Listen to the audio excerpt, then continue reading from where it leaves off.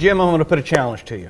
Tell me how you challenge yourself, both as a player, more as a DM. More as a DM, yeah. But also as a player. So, I mean, by way of background, I have been, I ran my first D&D game for my brother when I was like 11 and he was 8 or something. Forced him into it, of course. And then sort of from there went on to DM for West End Star Wars in middle school for some friends, and then eventually kind of got back into Dungeons & Dragons. So I've been DMing and playing role-playing games. First of all, I've always been the DM. From the very first time I played games, and that's been about 20 years or so, if not longer. And so in that time, I've had a lot of ups and downs, a lot of periods where I like a certain type of genre or a certain type of game, and like anything you do for 20-something years on a weekly basis, things can get stale, and you have to shake things up. And for me, currently, that means going and doing things that I previously avoided because I thought they were lame or silly or meh, and going like, is there a way I can approach that and have it be interesting and engaging for me? So for me, it means a return to the Forgotten Realms. Yeah. Because for most of the aughts and early 2000s, I was down on Forgotten Realms, thought it was stupid, really didn't like D&D as a whole, was into a kind of a phase where RPGs are high art kind of shenanigans, and just recently decided that part of the fun of Dungeons & Dragons is its over-the-topness, is the fact that it's just weird and bizarre, and at certain levels becomes a mishmash of Lord of the Rings and the Avengers. A little bit. And just embracing that and saying like, well, the Forgotten Realms is the archetype setting of this level of Dungeons & Dragons that I'm embracing. High fantasy. High fantasy. Magic. They're all on Pegasus and Griffins, and everybody's throwing around spells and stopping time all over the place. Yeah. I really like that.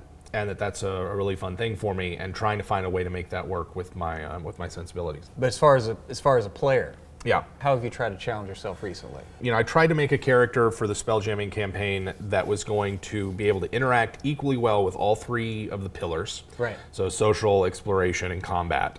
And then also go, you know, is there a type of character that I would never play? So I was reading through a lot of the background info before Out of the Abyss was released. And there was a lot of talk about, is Driss going to be in it? Is he going to be in there? Is he going to ruin it? Is he going to Mary Sue all over the place and not, and overshadow the PCs? Right. You know, I remember having mixed thoughts about it. For most of my gaming life, I've been down on Driss. I was like, he's kind of stupid and silly. And then the thought occurred to me, like, I would never play a Drow. It would not be what I go to. I would, because of Driss. And then it just occurred to me, I was like, I've got to play a Drow. I've got to make this work. I've got to find a way to make the archetype of a Drow renegade who's come out of this brutal society work for me. And can I do that while also making a character that interacts with all 3 of the combat pillars, or the pillars of the game? As the DM, I can wholeheartedly say you have succeeded. Oh, thank you. And he's turned out to be one of my favorite characters, because I wanted to do something different, approach him differently, play him differently. I usually play characters that are very cautious, very calculating, wizards and schemers and things that sit back and don't really get mixed up in the action. Whereas I see Zelo as a deranged Peter Pan-esque, swashbuckling kind of adventurer. And so he takes risks and does stupid things and is violent and suspicious and paranoid. And so I think he's never. I'm always going to gravitate towards magic, because magic it's the cheat codes to the game, and so I will always want to play a magic using character. But branching outside of how I approach magic, what I do with it, and how I play this particular character, both in the group and in the game, it's been very different for me this time around. Yeah, see, I'm the polar opposite. I was always the fighter type. Right. Sometimes rogue, whatever. But never really got into casters. Yeah. And so for me it was Theron. Yes. That was the sorcerer that broke me out of that. It was like, oh wait, so okay, so spellcasters are awesome. Okay. Yeah, this is awesome. It's awesome. So it finally clicked in my head, But I need a concept. It's just I think the idea of wizards where you just I can have all of these and do all of this, but how do you pick from it, How do you pick from it? And it was just all the infinity of choice. Yeah. always just, I can't make a decision because there's too much to choose from. Right. And for some players, they look at that, and like I said, the range of choice, particularly in 3rd edition, where Wizards were unleashed. Yeah. If you like playing Wizards, if you like playing Arcane Casters or Druids and Clerics, 3rd edition is your game. And sometimes to the detriment of those around you, or to the table fun that you're supposed to be having. Yeah. Depends on how many books you need to open up for that particular session. Right. But kind of backtracking, it is about playing that type of character for you, or the type of character that Zelo is for me, is about breaking out of our comfort zones, what we normally play, the go-to archetypes that we have in our back pocket that we use for making characters. And so I think that challenging yourself either as a player or as a DM to do something different, try a genre you've never tried before, try a type of character that you've never played before, a race or a class combo that you wouldn't normally do, or an approach to play style. Next time you're making up a character, do something different, and challenge yourself in that way, and see how rewarding it is for you. What are some of the areas that you still have yet to go into, like as far as genre? Like, is there a particular genre or a type of game that you haven't done yet that you want to? Yeah, I think supers would be top of my list. I don't normally do a supers game. Comics are something that I kind of left behind. And so while I enjoy a good comic book movie or a nice graphic novel every now and then, they're not as much a part of my nerd life as Dungeons & Dragons has remained. So supers are something that's like, man, I got a lot of half-baked ideas and sort of whatever weirdo stuff going on back here that would be fun, but it's not enough that I feel comfortable yet going, I have a game to play in. And there's been too many times in my own experience where I kind of go off and say that half-baked idea, try to turn it into a game, and then it just falls on its face.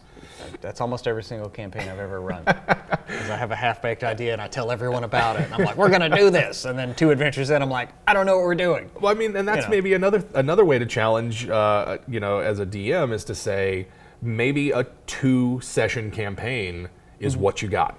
Yeah. And can you make those 2 sessions amazing? I would rather have, as a player, 2 amazing sessions than 2 fun sessions and then a slow trail off into obscurity. Yeah.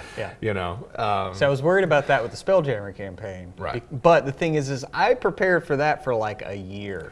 So that's a challenge for you, right? Like the amount of work you put in there. Yeah, because normally it's like, once I get the idea, within a couple of weeks, I've told y'all. Yeah. And then within another couple of weeks, we're playing. Right. And then within another couple of weeks, we're not playing anymore. Right. And so for this one, I mean, I was watching shows and reading stuff and like writing ideas down for like different kinds of missions and adventures and whatever, so I can make up all my charts and everything, but we've talked about that. Yeah. But the amount of work I put into it before bringing it to y'all, that was, it almost like ripped me apart, because you know me. I mean, I'm like an excited little puppy. Like I'm ready to get to it. Yeah. And so it was, but I think it helped me grow a little bit as a DM. Yeah, it's something different. Something new. I think we're still having fun. Yeah. I'm still having fun in the Spelljammer I would say so. game. And the more work you put into a campaign in the beginning, the more resources you have to draw on. Even though if you don't use everything immediately, you only use say 10% of what you prepare. You don't throw any of that away. That's just in your back pocket now. That's in a folder somewhere that you can bring out. Or you let inspiration strike you and go, today, this is what we're doing. This is the adventure I have for you. Have you ever run like anything like a Doctor Who where there's time travel involved, where you can have players like, because to me that'd be pretty challenging. Yeah. I've thought about it with the Spelljammer game. Like I have some ideas for that. Yeah.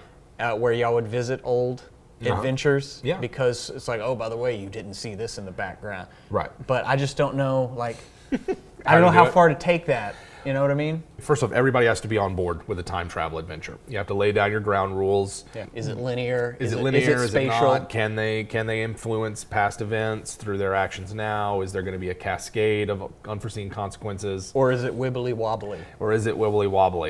I think the wibbly wobbly approach is the better way to go because you don't have to think about it too hard. It's kind of like playing in a sci-fi game and worrying about faster than light travel. Right. Some groups are going to be really obsessed and concerned with the physics of faster than light travel and what happens when you're between locations and how all that goes.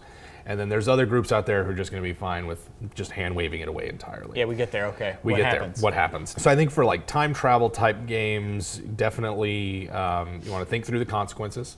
Let your players be prepared, and then whatever method of time travel you use, just have that method be consistent, right? And not necessarily worry about the impact of everything. If it's interesting, go with it. If not, but I'm glad you brought up Doctor Who, because there's an approach to gaming that to me is Doctor Who inspired, where or maybe even also you could say like next gen Star Trek inspired, where combat isn't the first option.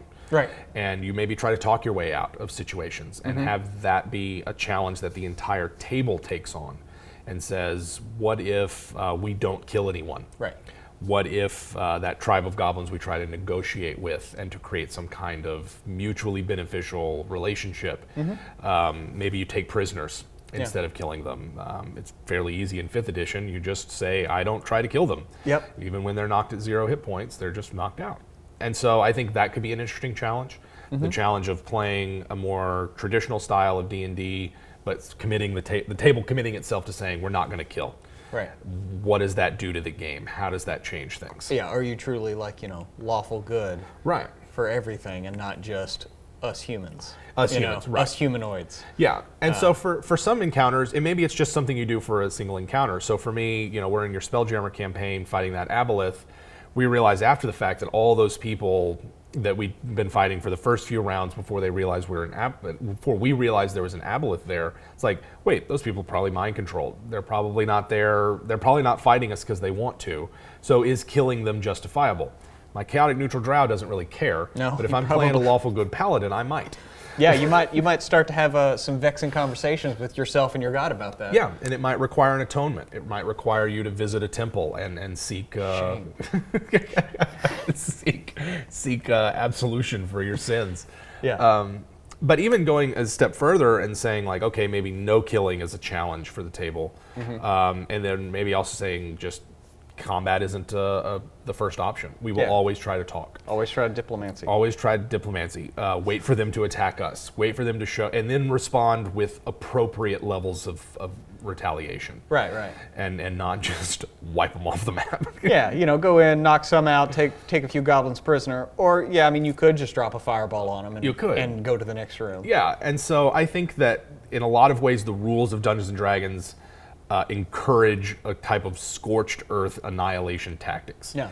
You don't really it's kind of a hassle to take prisoners. Yeah. It's kind Kill of them, loot them, move on. Kill them, loot them, and move on. If you take prisoners, you then are responsible for them, presumably. You got to do something with them. You got to do something with them, or you're going to have an enemy that comes back. To me, those are interesting consequences, more interesting than a room full of dead minions that you're just picking through every time. Yeah. Sometimes it's more interesting to take a prisoner and to try to negotiate your way through. So you take that even another step further. You have these goblins, you've gone into their lair, you've maybe you had to kill a couple, you take the rest of them prisoner, you leave the dungeon, you take them back to the local town. Right. Well, how far do you take that then? Because what if you take it back to the local town and then the local magistrate or sheriff or whoever is just like, well, we're just going to kill them. Yeah, because they're goblins. Because they're goblins and we're just going to kill these guys. Do you then just allow that? Yeah, and so you don't know. And so, and that's the consequences of playing in a more naturalistic manner that says the campaign world is a living, breathing space, that the NPCs, even if they're just like a hit point total and an alignment, have agency in the world, and treating the consequences of the game as if they mattered can be a fun way to play. Yeah. It can lead to a lot of interesting role-playing encounters. Yeah. Not every player is going to like that. Not every DM wants to do that. But maybe if you've never done it, trying it out as a challenge to yourself. Because we've mentioned this before, but in the was it the Horde of the Dragon or is it Rise of Tiamat? I forget which one. The mirror, with the lizards around mirror. Oh, I think Horde of the Dragon Queen. Okay, yeah, near the end of that, where there's like a whole lizard encampment around the keep in the middle of the bog. Yeah. It's like, you could just have them all fight, but we actually made peace with them. Or you could have a tribe of lizard man that guards your castle in the swamp that has a divination device in it that you then use as a home base. Yeah, that they owe their lives to you because you freed them from the influence of this group. Yeah. And now your wizard is completely safe in all of his studies. Right. Those are the things that can come out of this, of kind of treating the world as if it's a real place and going, my character's actions have consequences. Right. If, say, it's one thing to have your drow psychic warrior walking around all the time menacing. It's quite another to have him walking around with his sword out all the time, so he's getting the mechanical benefits of keeping his sword. Everyone he meets is gonna be like, is this guy trying to fight me? Yeah. Does this guy really want to throw down? Yeah.